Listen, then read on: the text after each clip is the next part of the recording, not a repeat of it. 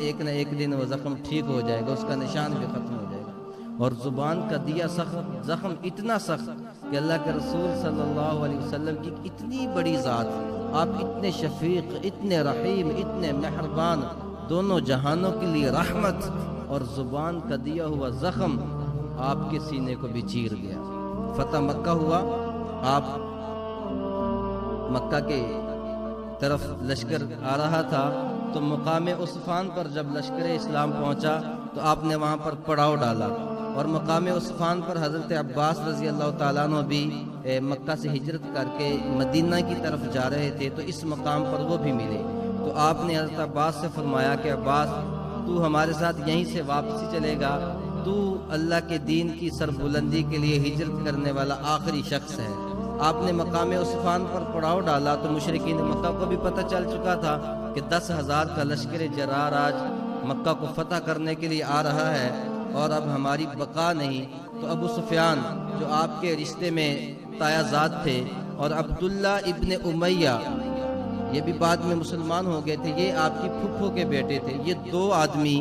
یہ بھی مقام عصفان میں پہنچے کہ ہم رسول اللہ صلی اللہ علیہ وسلم سے جا کر معافی مانگ لیتے ہیں اور صلح کر لیتے ہیں۔ اللہ کے نبی صلی اللہ علیہ وسلم نے پوری زندگی آپ نے کبھی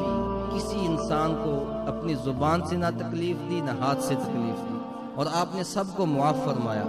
اور آپ نے بڑے سے بڑے دشمنوں کو بھی معاف فرمایا۔ لیکن جب یہ دو آدمی عصفان کے مقام پر پہنچے اور انہوں نے پیغام بھیجا کہ ہم حاضر خدمت ہیں اور معافی چاہتے ہیں، تو رسول اللہ صلی اللہ علیہ وسلم نے فرمایا کہ مجھے نہ ان کے اسلام کی ضرورت ہے، اور نہ ان دو آدمیوں کی ضرورت ہے، نہ اسلام کو ان دونوں کی ضرورت ہے۔ صحابہ پریشان ہو گئے کہ رسول اللہ صلی اللہ علیہ وسلم نے تو آج تک کسی کو انکار ہی نہیں کیا، اور کسی کے ساتھ آپ نے غصے کا اظہار بھی نہیں فرمایا، تو ان کا کون سا ایسا عمل ہے جو رسول اللہ صلی اللہ علیہ وسلم نے یہ فرما دیا کہ اسلام کو ان دو آدمیوں کی ضرورت نہیں، اور نہ مجھے ان کی معافی کی ضرورت ہے۔ تو آپ نے فرمایا کہ ابو سفیان نے میرے دل کو چھلنی چھلنی کر دیا، ابو سفیان نے میرے دل کے ٹکڑے کر دیے کہ یہ اشعار جو کہتا تھا، یہ اپنی زبان سے جو مجھے زخم دیتا تھا، میرے جسم پہ اوجڑیاں ڈالی گئی، میں وہ بھول گیا، میرے آگے کانٹے بچھائے گئے، میں وہ بھی بھول گیا، میرے آگے گڑھے کھودے گئے، میں وہ بھی بھول گیا، لیکن ابو سفیان نے جو زخم دیے ہیں زبان کے ذریعے میرے دل میں آج وہ تازہ ہیں، میں ان کو نہیں بھولا، میں ابو سفیان کو معاف نہیں کروں گا، آپ کے تایا کا بیٹا۔ اور دوسرے تھے عبداللہ ابن امیہ، وہ تھے، انہوں نے بھی معافی مانگی، آپ نے فرمایا میں عبداللہ ابن امیہ کو بھی معاف نہیں کروں گا۔ اور اس نے کیا کیا تھا، حرم کعبہ کے اندر کھڑے ہو کر اس نے کہا تھا، اے محمد، آپ کہتے ہیں کہ میں نبی ہوں، اگر تو آسمانوں پر چلا جائے اور تیرے ساتھ اللہ 4 فرشتوں کو بھیجیں،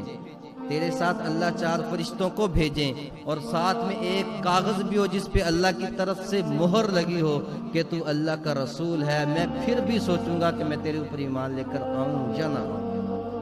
یہ بات عبداللہ ابن امیہ نے کی۔ آپ نے فرمایا تیری اس بات نے مجھے اتنا دکھ دیا تھا کہ میں آج تک اس بات کو بھی نہیں بھولا، میں تم دونوں کو معاف نہیں کروں گا۔ تو حضرت ام سلمہ رضی اللہ تعالیٰ عنہ موجود تھیں، وہ فرمانے لگی یا رسول اللہ، آپ تو لوگوں کو بھی معاف کرتے ہیں، آپ تو غیروں کو بھی معاف کرتے ہیں، تو یہ تو آپ کے اپنے ہیں، آپ کی پھپھو کا بیٹا ہے، آپ کے تایا زاد ہیں، آپ ان کو بھی معاف فرما دیجئے۔ تو حضرت ام سلمہ رضی اللہ تعالیٰ عنہ کی سفارش پر آپ نے ان دونوں کو معاف کیا۔ بات ہو رہی تھی جراحات السنان لحد یام ولا یلتئم ما جرح اللسان، کہ وہ زخم، وہ گھاؤ، وہ درد جو تو نے کسی کو زبان کے ساتھ دیا وہ کبھی نہیں مٹتا، ہاں